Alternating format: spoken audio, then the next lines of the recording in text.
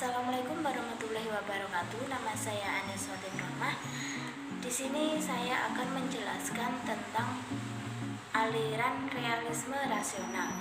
Aliran realisme rasional terdiri dari klasik dan religius, dan tokoh filosof ini adalah Aristoteles. Sedangkan aliran religius sendiri adalah aliran yang lebih mengarah kepada tokoh filosof yaitu Thomas Aquinas. Dan aliran ini disebut dengan aliran Thomisme. Aliran realisme sendiri adalah mempersoalkan objek pengetahuan manusia yang terletak di luar diri manusia. Contoh dalam kehidupan sehari-hari adalah seorang pembuat kursi atau perabotan. Kursi itu ada karena ada yang membuatnya. Jadi begitu pula dengan alam. Berarti ada yang membuatnya, yaitu Tuhan. Namun, kaum realisme tidak mempercayai dengan adanya ruh, tetapi percaya dengan adanya jiwa dan tidak mempercayai adanya kehidupan sesudah kematian. Aliran Thomisme sendiri dibedakan menjadi tiga, yaitu jiwa itu penting walaupun tidak nyata seperti badan, dan jiwa dan badan diciptakan oleh Tuhan yang Maha Esa. Dan pengetahuan diperoleh melalui wahyu, yaitu berpikir dan pengalaman. Di sini terdapat pemikiran Thomas Aquinas dalam teologi. Ada 5 argumen yang dijelaskan Thomas Aquinas di dalam bukunya, yaitu argumen pertama adalah diangkatnya dari sifat alam yang selalu bergerak. Di sini contoh dalam kehidupan sehari-hari adalah kita sebagai manusia perlu berpikir tentang adanya alam dan adanya siang dan malam. Pergerakan siang dan malam tersebut ialah sifat di dalam diri manusia yang menjelaskan tentang adanya pemikiran tentang argumen pertama dari Thomas Aquinas, yaitu sifat yang selalu bergerak, dan sifat tersebut diyakini oleh Thomas Aquinas sebagai sifat dari Tuhan yang Maha Esa. Dan argumen kedua yaitu disebut sebab yang mencukupi atau efisien. Di sini dijelaskan sebab selalu ada musababnya, dan sebab tidak akan ada jika tidak ada musababnya. Jadi, jika sebab tersebut muncul dalam kehidupan sehari-hari, tentu ada musabab yang terjadi. Dan argumen yang ketiga ialah argumen kemungkinan dan keharusan.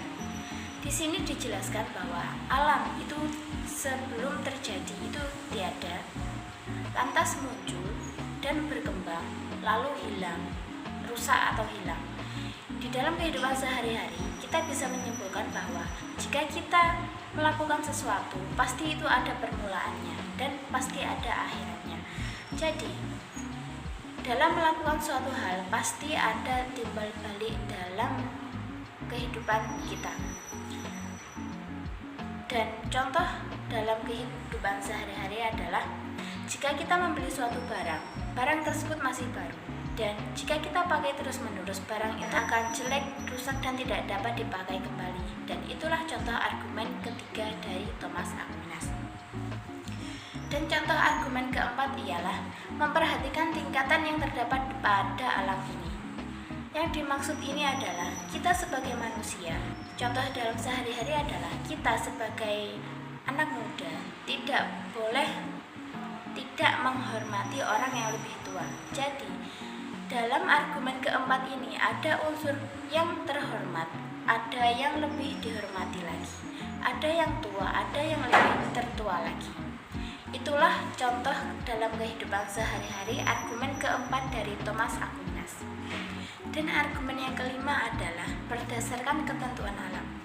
Penerapannya dalam kehidupan sehari-hari adalah contoh, jika kita melakukan permainan anak panah atau memanah, kita akan membidik suatu sasaran yang ada di jangkauan kita, dan anak panah tersebut akan melaju tepat pada jangkauan yang kita tuju. Nah, bagaimana cara anak panah tersebut untuk mencapai ke arah tujuan kita atau bidikan kita. Dan itulah yang dimaksud dalam argumen kelima Thomas Aquinas, yaitu anak panah yang dilesatkan itu digerakkan oleh alam, yang mengarahkan alam semesta dan isinya itu harus ada dan harus berakal dan berpengetahuan. Itulah yang dimaksud oleh Thomas Aquinas, yang berarti adalah Tuhan yang Maha Esa. Selanjutnya adalah pendapat Aquinas tentang kosmologi. Di sini terdapat dua cabang, yaitu matter dan form. Matter di sini adalah bahan dan form di sini adalah sifat. Perbedaan antara manusia dan malaikat menurut Aquinas ialah karena malaikat tidak mempunyai tubuh, jadi tidak mempunyai matter atau bahan. Sedangkan manusia mempunyai matter dan form. Jadi di dalam penerapannya, manusia atau makhluk hidup yang ada di dunia ini adalah terdiri dari matter dan form. Dan pendapat Thomas Aquinas tentang jiwa. Aquinas mengatakan bahwa manusia adalah makhluk berakal. Konsekuensinya adalah jiwa harus membimbing raga karena jiwa lebih tinggi daripada raga. Dan dengan mengikuti ajaran Aquinas, ia berpendapat bahwa jiwa akan hidup kembali dan jiwa di sana nanti akan hidup sesudah kematiannya, dan ia akan disatukan dengan jasad. Ini sama dengan teori Al-Ghazali. Di sini dapat disimpulkan bahwa aliran Thomisme adalah aliran yang mengunggulkan teori tentang jiwa. Maka dari itu, kita sebagai manusia dapat mempercayai bahwa Tuhan itu ada dengan adanya jiwa yang diciptakannya. Sekian penjelasan saya tentang aliran realisme rasional, yaitu aliran dari Thomas Aquinas yang disebut dengan Thomisme, dan cara penjelasannya dalam kehidupan sehari-hari. Terima kasih. Wassalamualaikum warahmatullahi wabarakatuh.